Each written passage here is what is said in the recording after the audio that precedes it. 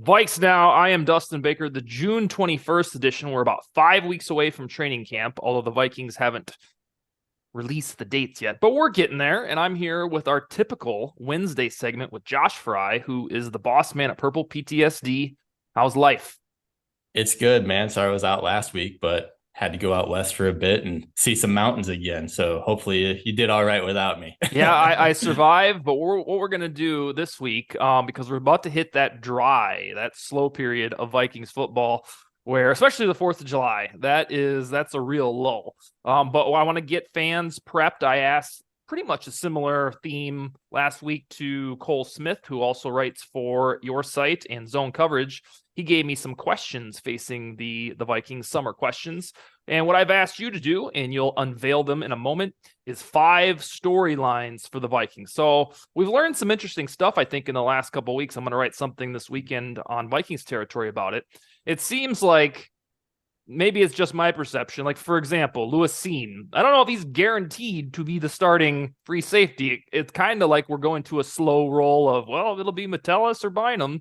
Or even Andrew Booth. I don't know if he's guaranteed to be the starter. Yesterday, we had Thor Nystrom say that he's pretty convinced it'll be a Caleb Evans. So some of these preconceived notions that we have are already being deconstructed a bit. So in that same sentiment, I'd like for you to rank your summer storylines on the fly here and start at number 5, heading into training camp, heading into the 2023 campaign.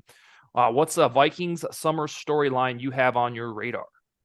So this first one, number 5, I'm gonna get started with one that's not necessarily pertinent to the Vikings anymore, but Okay. I'm just interested to see where Dalvin Cook actually Yeah. ends Oh, up. yeah. Yeah, with all the news breaking that he's kind of just going slow, doing his thing. He wants to team up with DeAndre Hopkins at some point, and just yeah, he's just going about his business like it's a typical summer, like he's already on a team or something. But yeah, I'm really curious to see what happens, where he ends up, and if they end up together, him and DeAndre Hopkins. I think that's going to be a really nice addition in June or July for an offense that just randomly pops up because the teams that they were on just couldn't find a trade for him that they liked. So it's going to be, I think that's going to be a really interesting one to follow. How much do you, I think what Cook commands on the open market is kind of moot. I know he says he allegedly won't play for less than 5 or 6 million. I think he'll come to his senses and realize that that's what he's going to get. But Hopkins is a different story because wide receiver is a premium position. No matter where it is, what does DeAndre Hopkins command AAV per year on the open market? I think we're looking probably it might be somewhere around 10 million. Okay. He's on the wrong side of 30 now, but I do think that dude just besides this last year where he had his PED and then his ankle injury, I do think this is just a guy that plays every single week and you can bank on him, unlike a lot of players, just being there every single game. I think it's his first like 10 seasons in the league. He didn't miss a single game. So I think that that's something that teams are going to take account for. And with him being a 3-time first team All Pro, you're going to get a for sure thing with this guy. Yeah, and I'll have to look around the landscape of the NFL because I'm going to guess that if Cook and Hopkins truly want to do this NBA thing and team up together, they probably want to go to a contender. I don't know if they want to Yeah. go to the Cardinals and play. Well, they won't go to the Cardinals because that's where Hopkins came from, or just a team that's not going to do it this year.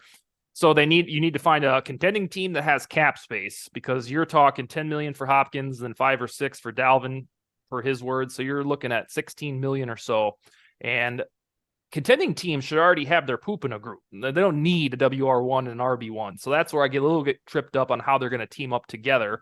But I understand the sentiment that it'd be cool for them to go chase a ring, alas, in their career. So yeah, I'm interested in Cook as well. I want to see if the Miami thing actually happens because we've talked about it for over 3 months. The Denver Broncos would make sense to hedge the bet against Javonte Williams' recovery. And then you always have to kind of remember all the ties to the Browns. I think who else is in that? Cook. I think the Bears were even mentioned in there, which just be a FU to the Vikings. Any other teams I'm forgetting?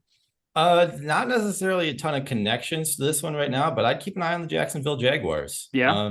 They could be a team they've got, I think they're top 3 in the league right now with cap space, something around 26 million right now. So they definitely could pull something like that off. And with Trevor Lawrence, Mm-hmm. that's a team that's definitely on the rise right now. And they don't, Travis Etienne's great, but I don't think that they necessarily have a true bona fide RB1 Hmm. in that room right now. So especially for Cook's side of things, that could be an interesting landing spot as well. And yeah, it's another Florida connection. So he's not quite going back to Miami in that scenario, but he's still going back to the state where he grew up in at least. So I think that's one that I'd be keeping an eye on.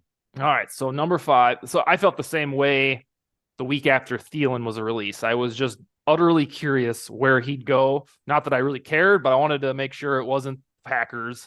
And I kind of, for his sake, was hoping the Chiefs. That way he could get a guaranteed 1,000 yards and look right the whole time that he was still upright and a WR1. Then he went to the Panthers, and we shall see how that works. So in that same vein, I'm curious, just like you know, where Thielen ended up. I want to know where Cook does because, you know, he's one of the good guys and played for the Vikings for 6 years. What is number 4 on your list of Vikings summer storylines? Number 4, I'm gonna go once we get camp going. I'm really curious to see not just how the 2023 draft class looks, but Mm-hmm. 2022. All these crazy draft picks that just haven't really earned a huge role on this Vikings roster so far. Outside of Ed Ingram, we just haven't seen a ton of these guys really claim their spot on this roster in the starting lineups. And so once this training camp gets going, I think we need at least somebody to emerge. Like you already mentioned, Lewis Seen doesn't look like he's truly taken over that free safety spot. Andrew Booth, who knows? It's gonna be one of those two, him or Caleb Evans probably, but which one actually is going to do it? And are they going to look any good is the main thing opposite Byron Murphy, because they definitely do need somebody outside of Byron Murphy to step up and be a true starting caliber player in that secondary. So Brian Asamoah is another guy. He looks like he might take over that starting linebacker spot, but Troy Reader's there as well. So Mm-hmm. who knows there? But yeah, I just need somebody from these last two draft classes to step up. Otherwise, it's not looking like a great start in terms of drafting for Kwesi Adolfo-Mensah. Yeah, and then whether we Ty Chandler and Jalen Naylor would be the Yeah, ones on offense last year that and they love Naylor so far. It seems like Naylor is really angling for WR3 in 2024 because I'm right. thoroughly convinced that KJ Osborne, even if he's fantastic this year, will play elsewhere because they have Addison for WR2 duties. So yeah, and then yeah, Chandler, and then the other guys from this draft class would be, does Dwayne McBride get meaningful snaps? Does Jaron Hall actually look like a succession plan to Kirk, or is it just a complete lottery ticket?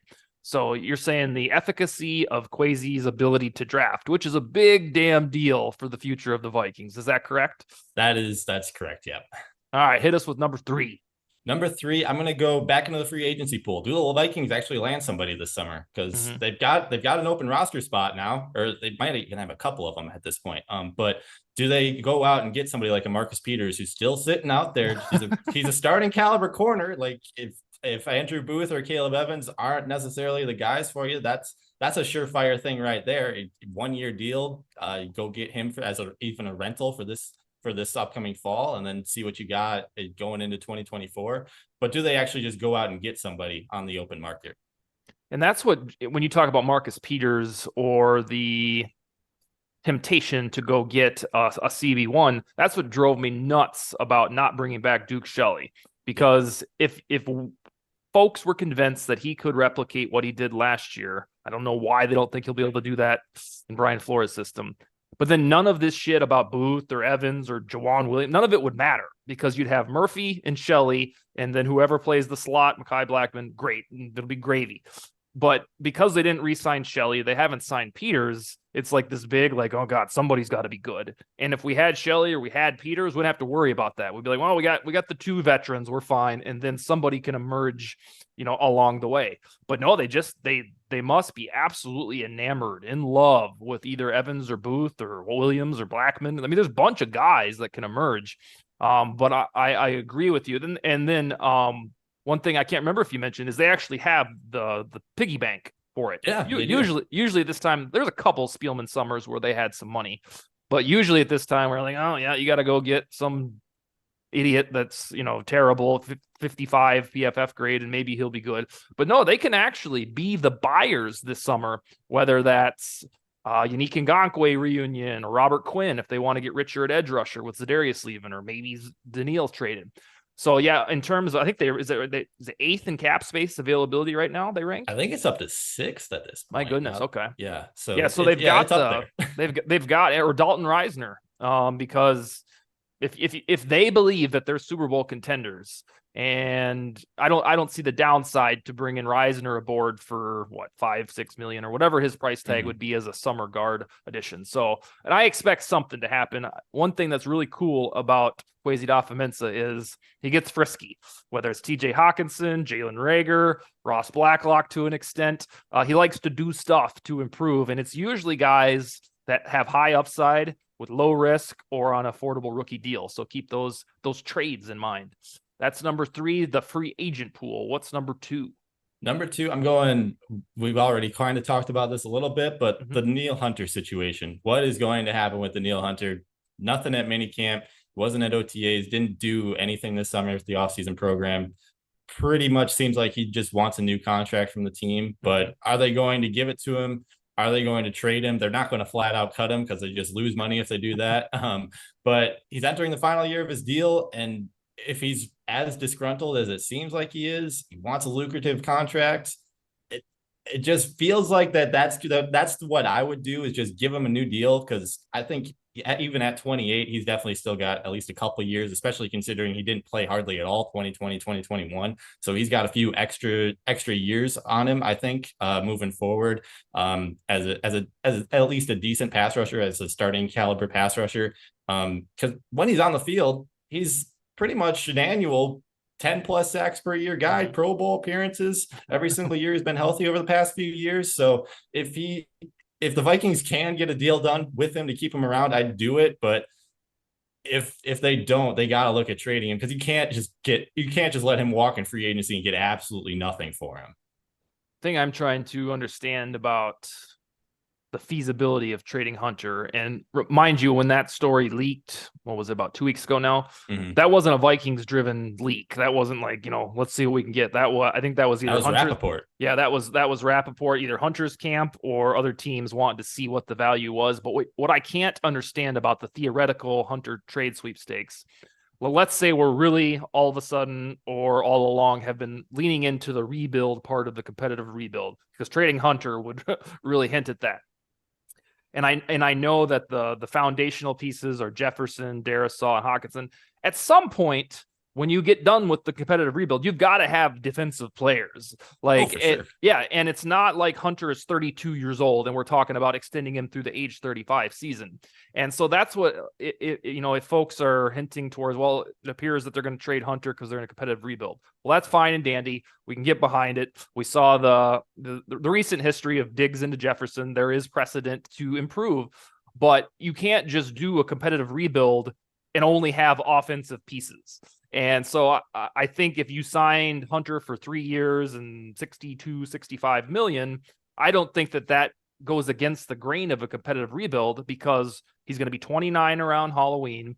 He's still, he was healthy all of last year. I don't think it's contradictory to have a Hunter extension with this competitive rebuild. And it would really be weird to me, and I said this yesterday to Thor Nystrom, the Vikings had the 31st ranked defense per points allowed, 31st in yards allowed, 27th in DVOA. And their method to improve it would be to trade the 2 best pass rushers. It's like, this is a twilight zone, folks. Yeah. Brian Flores might be masterful, but I don't know if he can inspire a genuine pass rush with Marcus Davenport, who you don't really like in the first place, like tremendously, and then Patrick Jones or DJ Wanham. That sounds like, if you're going to rank edge rushing duos, that would be like 31st in the NFL. Right. Yeah. And you also have to keep in mind, like, even if they did try to grow DJ Wanham, Patrick Jones, something like that, Wanham's in a contract year 2, and Patrick Jones is a free agent the year after that. So you still have to find some sort of long-term solution at that spot, because right now it's Marcus Davenport on a 1-year deal, Wanham on a 1-year deal, and Jones on 2 years, and that's about it. Yeah. And then you're down to Luigi Villain or something like that. So yeah, this is really strange, and I do hope that they get an extension done.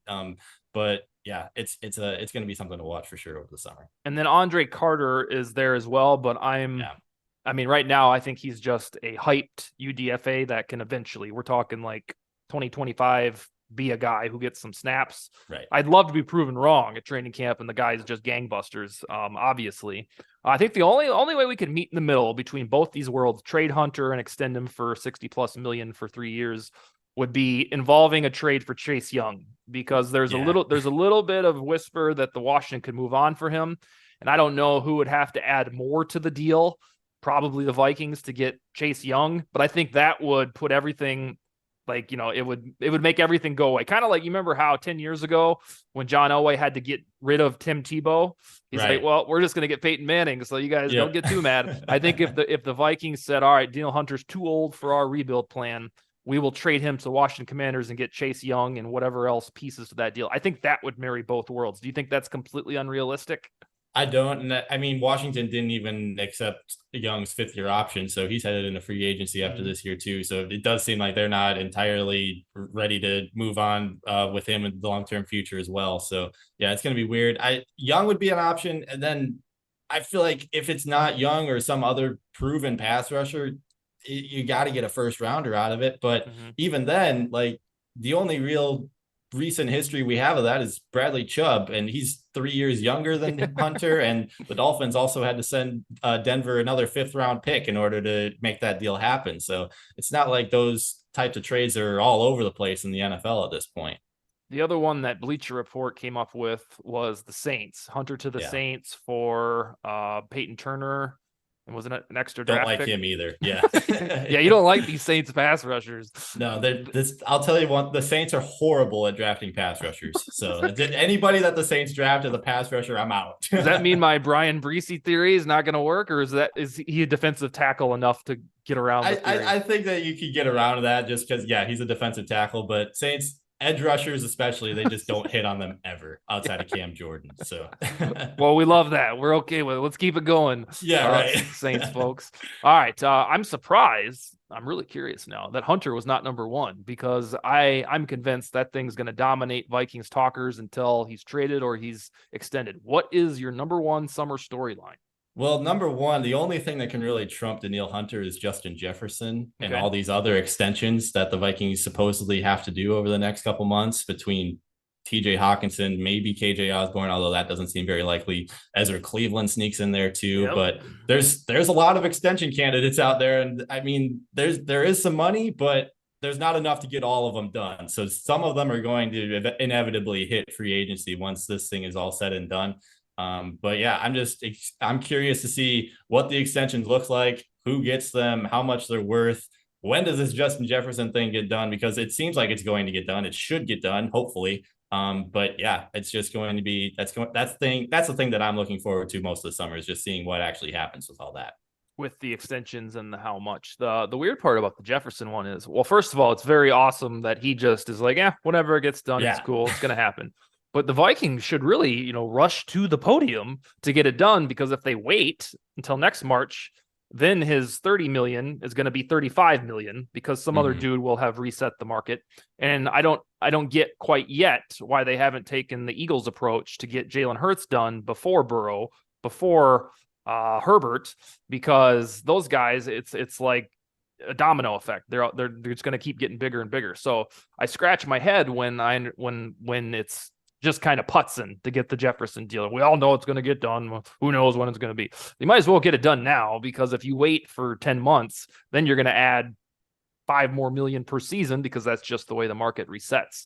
On the Ezra Cleveland one, that one, we talked about Dalton Risner about 5 minutes ago. That would be an example of why signing Dalton Risner would really make sense, because if you could get him in the door for 3 years and 24 million or something like that, then you can just let Cleveland walk next year. You'd have ample depth at guard this year. You'd have Risner, who's not very old. And I just don't know if Cleveland is a priority. He's been good by Viking standards, but he's certainly not a Pro Bowler. And then Hawkinson, I think that one has to get done, because that's Kwesi's guy. He traded basically a couple nice pick swaps to the Lions for him, and he should get in a top 5 salary. So I don't think Osborne will be extended because of the Addison draft pick. And I think Addison or Osborne will get a sweet contract somewhere next March. So is it So Darisaw is next year, correct? You're putting that one Right. off till the Yeah. next one. Okay, so this right now, your number one is Jefferson, Hawkinson, potentially Cleveland, and then the Hail Mary and Osborne. Is that what we got cooking? Yeah, pretty much. Throw Hunter in the middle there as well. Yeah. But yeah, those that'd be how I pretty much rank them at this point too. Because yeah, I don't necessarily see the Ezra Cleveland thing happening, especially this summer. Maybe they do a new deal next year, kind of Garrett Bradbury Yeah. esque, where if they can get him on a cheap contract for a few years, keep him around. But other than that, I do think that there's plenty of guys out there in the league that can give you what Ezra Cleveland gives you. Yeah, and I'm curious if Cleveland walks. So next, what is it, March 11th? I think when free agency starts next year. I wonder if he goes to play tackle or guard somewhere. Yeah, Uh, that's really interesting. Yeah, I haven't thought about yeah. that. All right, sir. So 5 through 1, we got them tabulated with the top of your list being the Hunter sweepstakes, and then the eventuality of these damn extensions that we've talked about since pretty much the end of the draft. All right, next Wednesday, you'll be in town next Wednesday or be around next Wednesday. I'll be around. Yep. Sweet. All right, sir. We'll talk then about whatever comes up via Vikings football. All right. Sounds great, man. See you later. All right. Later.